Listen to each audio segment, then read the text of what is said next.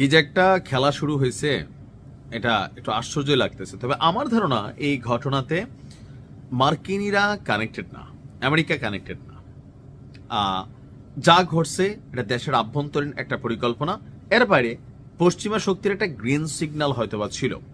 কথা বলছি যে দেশটার নাম সবাই আমরা তাচ্ছিল্যের স্বরে বলি, দেশটার নাম হচ্ছে উগান্ডা। একজন প্রধানমন্ত্রী সেখানে পঞ্চমবার না সপ্তমবারের মতন নির্বাচিত হয়েছে। বুঝতেই পারছেন সেখানে আসলে নির্বাচন হাস্যকর একটা নির্বাচন হয়। না হলে বাংলাদেশে না পৃথিবীর কোনো দেশেই 7-7 বার বা 5-5 বার একজন লোক প্রধানমন্ত্রী থাকতে পারে না। দরিদ্র দেশ, দুর্নীতিও বেশি। উগান্ডার বিরোধী দলীয় যে প্রেসিডেন্ট ছিলেন ওনার নাম হচ্ছে ববি ওয়াইন। গতকালকে কে বা কারা তাকে তার বাড়ি থেকে সামরিক হেলিকপ্টারে করে জোরপূর্বক অজ্ঞাত স্থানে নিয়ে গেছে। তার যে রাজনৈতিক দল ন্যাশনাল ইউনিট প্ল্যাটফর্ম তারা আনুষ্ঠানিকভাবে এই তথ্য জানিয়েছে। একদিন আগে সেখানে নির্বাচন হয়েছে, থমথমে পরিবেশ ছিল। ববি ওয়াইনকে তুলে নিয়ে যাওয়ার ব্যাপারে এখন সামরিক হেলিকপ্টার এটা কি সরকারের কাছে আছে নাকি বিদ্রোহী গোষ্ঠীগুলোর কাছে আছে? আর যিনি প্রধানমন্ত্রী হলেন তার বিরোধী দলীয় যে প্রধান প্রেসিডেন্ট, তো তাকেই ধরেন তুলে নিয়ে গেল, এটা থেকে রাষ্ট্রের দায়ভার আছে না? অবশ্যই আছে, কারণ রানিং সিস্টেমটা রানিং সরকারের বা রানিং রাজনৈতিক দল যারা সেখানে জয়লাভ করেছে।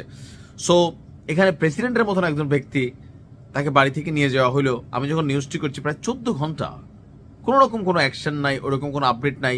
এটা কি সম্ভব? বোঝাই যাচ্ছে সরকারের হাত আছে, অথবা টেকনিক্যালি তাকে বাই রোডে এক দেশ থেকে অন্য দেশে ঢুকে দেওয়া হয়েছে। এটা পার্ট অফ পলিটিক্স, আগামীতে যেন মাথা গজিয়ে দাঁড়াতে না পারে। আপনার বলা হচ্ছে দীর্ঘদিন প্রেসিডেন্ট মানে দীর্ঘদিন যাবৎ ইউথেওয়েরি মুসেভেনি তিনি তার বিরুদ্ধে নির্বাচন করেছিল দেশটির শীর্ষ বিরোধী নেতা বব ওয়াইন। জাতিসংঘ বলছে নির্বাচনী প্রচারণা চলাকালে প্রার্থীদের ব্যাপক দমন পীড়ন এবং ভয়ভীতি প্রদর্শন করেছে দেশটির ক্ষমতাসীন মুসেভেনির যে সরকার আছে। গতকালকে ভোরে উগান্ডার রাজধানী কাম্পালা থেকে গণমাধ্যম আল জাজিরার প্রতিবেদন, ইন্টারনেট বন্ধ ছিল। এখন ইন্টারনেট বন্ধ, সেখানে নির্বাচন থাকার কারণে ইন্টারনেট বন্ধ করে দিছে।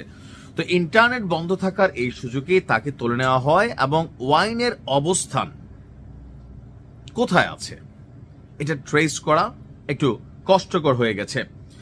বলা হচ্ছে যে আল জাজিরার সঙ্গে যোগাযোগ করেছিল ন্যাশনাল ইউনিটি প্ল্যাটফর্মের এক কর্মকর্তা।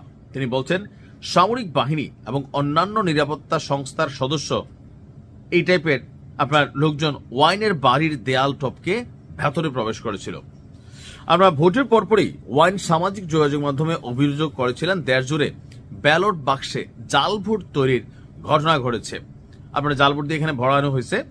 উগান্ডার জনগণকে সময় উপযোগী সিদ্ধান্ত নিতে হবে, ভূমিকা নিতে হবে, অথবা অপরাধী শাসন ব্যবস্থাকে প্রত্যাখ্যান করতে আর কেউ পারবে না। বর্তমান যে প্রধানমন্ত্রী আছেন, প্রেসিডেন্ট আছেন মুসেভেনি, প্রায় 40 বছর উগান্ডার ক্ষমতাকে ধরে রেখেছেন। আর এই সপ্তাহে নির্বাচনের আগে তার বক্তব্য ছিল এবার 80% বেশি ভোট সে পাবে। এখন দেখা গেছে যে তিনি 80 বলছেন, কিন্তু নির্বাচন কমিশন কয় কম হয়ে যায় না, আর 1% বাড়াই দিলাম 81। তিনি 81% ভোট পেয়ে নির্বাচিত হয়েছেন। 81% ভোট পড়ছে, এর মধ্যে 73.7 আর বব ওয়াইন হচ্ছে 22.7%।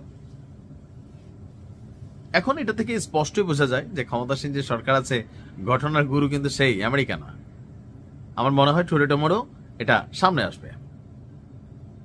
ভালো থাকুন, আসসালামু আলাইকুম।